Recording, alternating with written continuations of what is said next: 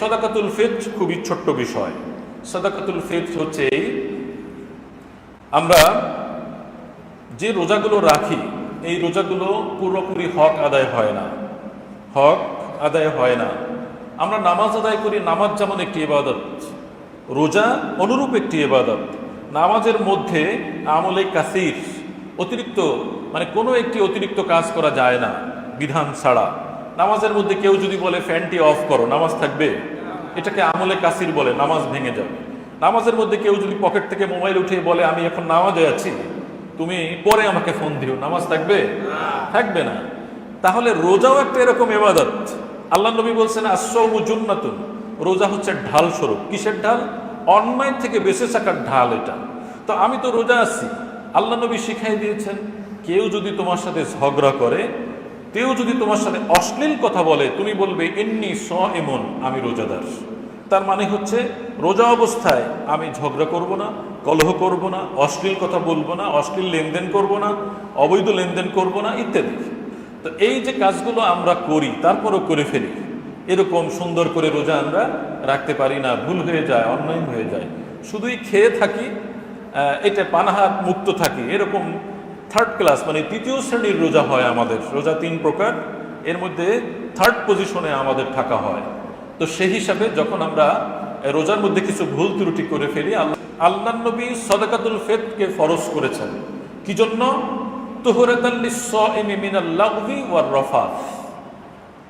এই জন্য ফরজ করেছেন, রোজাদার কিছু অশ্লীল কথা বলে, কিছু অনর্থক কথা বলে, যে কাজ নেই, অনর্থক কথা বলে, এক কথা 3 বার বলে, এক সংবাদ 3 বার পড়ে, 3 বার শোনে, আবার 3টা এটা শেয়ার করে মানুষের সাথে, মানে একই কথা বারবার রিপিট করে।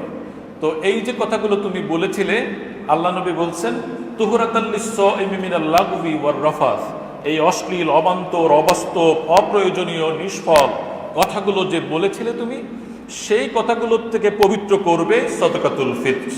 আর কি? ওয়া তু'মাতাল লিল মাসাকিন, সমাজে যে মিসকিন, নিডি পিপল আছে, তাদের কিছু আহারের ব্যবস্থা হয়ে যাবে এই সাদাকাতুল ফিত্র দিয়ে। বলুন সুবহানাল্লাহ।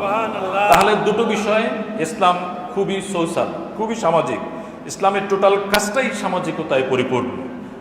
গরিব মানুষ না খেয়ে আছে, সেটা এই রোজার ফিতরা দিয়ে সেটাকে আমরা খাবারের ব্যবস্থা করে দেব। ফিতরা দিতে হবে কত টাকা পরিমাণ নিসাব হলে? জাকাতের নিসাব, আমরা জাকাতে আসতেছি এই জন্য এই বিষয়ে কথা বলছি না। জাকাতের নিসাব যা, ফিতরার নিসাবও তা। শুধু পার্থক্য, ফিতরার জন্য ঈদ উল ফিত্রের দিন, এইটাকে, এই মালটা একদিনের জন্য স্টেবল থাকলেই আমার সাদাকাতুল ফিত্র ওয়াজিব হবে, আমাকে দিয়ে দিতে হবে। মান আদ্দা ওয়ামান আদ্দা ক্বাবলা সালাত, ইয়ানি আস-সালাতুল ঈদ, যে ব্যক্তি ঈদের নামাজের আগে এটাকে আদায় করে দিবে, ফাহিয়া যাকাতুম মাকবুলা, এটা হচ্ছে সাদাকাতুল ফিত্র হয়ে যাবে। আবার ক্লিয়ার হন, যারা সাদাকাতুল ফিত্র নামাজের আগে আদায় করবে তাদেরটা সাদকায়ে ফিত্র হবে। ওয়ামান আদ্দা বাদাহা, আর যে ব্যক্তি নামাজের পরে এটা আদায় করবে, ফাহিয়া সাদাকাতুম মিনাস সাদাকাত, সেটি হবে সাধারণ একটি দান। স্পষ্ট বুঝে নেন, যারা আগে আদায় করবে তাদেরটা সাদকায়ে ফিত্র হবে, আর যারা পরে আদায় করবে তাদেরটা শুধুমাত্র নর্মাল যে দান আছে, আমরা সাদাকা যেটা করি সেটা হবে। সুতরাং আমরা কখন দেব? আওয়াজ করে বলুন, কখন দেব?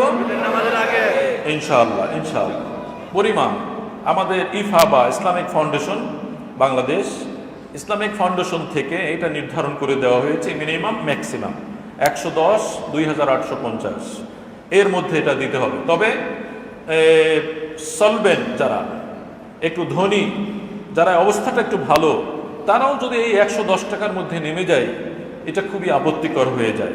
সুতরাং নসিহত হচ্ছে, আল্লাহ নবী যে বেস্ট যেটা বলেছেন, হাইয়েস্ট অ্যামাউন্ট যেটা, আমরা এখন এক একটা ফ্যামিলির সদস্য সংখ্যা অনেক কম, 4 জন 5 জন ইত্যাদি, তো এই কয়টাকে আর হয়, আমরা চেষ্টা করব ম্যাক্সিমাম অ্যামাউন্টটা দিয়ে সমাজের নিডি পিপল যারা, তাদেরকে সহযোগিতা করার জন্য। পারবো না? ইনশাআল্লাহ। একটু মানসিকতা আমাদের ভালো থাকা লাগবে, পজিটিভ। আপনি গরিব দানবীর হয়ে গেলে আল্লাহর দরবারে এটা খুবই খারাপ অবস্থা হয়ে যাবে। ইনশাআল্লাহ আমরা এই সাদাকাতুল ফিত্র ইচ্ছা করলে একজনকেও দেওয়া যাবে, ভেঙে টুকরো টুকরো করে অনেক মানুষদেরকেও দেওয়া যাবে। আমরা এটা আদায় করব।